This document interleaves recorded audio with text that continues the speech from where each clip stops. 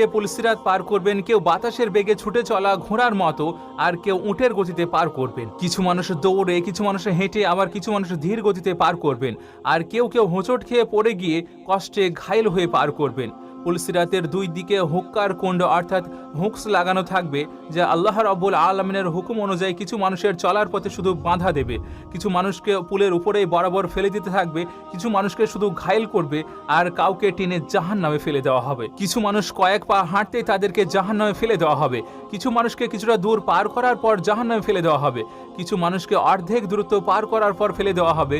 কেউ কেউ সিরাত পার করার কাছাকাছি থাকবে, তখন তাকে ফেলে দেওয়া হবে। আর মানুষের আমলে সলিহা সিরাতে শুধু আলো জ্বলবে না, পাশাপাশি মানুষের হেফাজত করবে।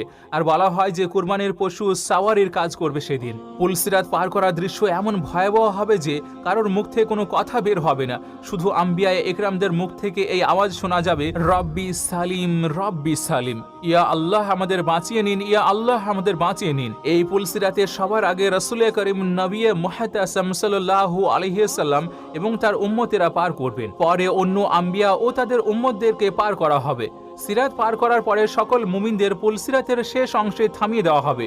আর যেই সব মুসলমানদের মধ্যে কোনো ভুল বোঝাবুঝি অথবা মন কষাকষি, রাগ, অভিমান থাকবে তা দূর করে দেওয়া হবে। যখন সকল মুমিনরা পুরোপুরিভাবে পাক পবিত্র হয়ে যাবে, তখন তাদেরকে জান্নাতে প্রবেশ করার অনুমতি দেওয়া হবে। নবী করিম রহফুর রহিম ইমামুল আম্বিয়া জনাবে মুহাম্মদুর রাসূলুল্লাহ সাল্লাল্লাহু আলাইহি সাল্লাম জান্নাতের দরজায় উপস্থিত হবেন। দরজা খুলে যাবে, এরপর আপনি নিজের উম্মত সহ জান্নাতে কদম রাখবেন। জান্নাতে প্রবেশ করার পরও আপনি নিজের উম্মতের জন্য চিন্তা করবেন। আপনি নিজের উম্মতের অবস্থা পর্যালোচনা করবেন।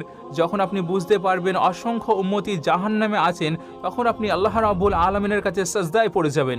আল্লাহ রাব্বুল আলামিনের প্রশংসা করে সুপারিশের অনুমতি চাইবেন। অনেকক্ষণ সাজদায় থাকার পর হুকুম দেওয়া হবে, হে মুহাম্মদ, যান আপনার উম্মতের মধ্য থেকে যাদের মনে সরিষার দানার পরিমাণ ঈমান আছে, তাদেরকে জাহান্নাম থেকে বের করে জান্নাতে প্রবেশ করান। রাসূল করিম সাল্লাল্লাহু আলাইহি সাল্লাম ফেরেশতাদের নিয়ে নিজের উম্মতের মনোনীত লোকেদের সাথে জাহান্নামের কিনারা পর্যন্ত যাবেন আর বলবেন, নিজের নিজের আত্মীয় ও পরিচিতদের লক্ষণ বলুন, যাতে ফেরেশতারা তাদেরকে বের করে নিয়ে আসতে পারে। এরপর এমন লোক যাদের মনে জয়ের দানার পরিমাণ ঈমান থাকবে, তাদেরকে জাহান্নাম থেকে বের করে জান্নাতে নিয়ে যাবেন।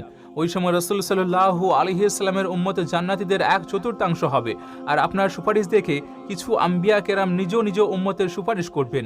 উম্মতে মুহাম্মাদিয়া, শাহিদ, ওয়ালামা, আউলিয়া আর সালাহ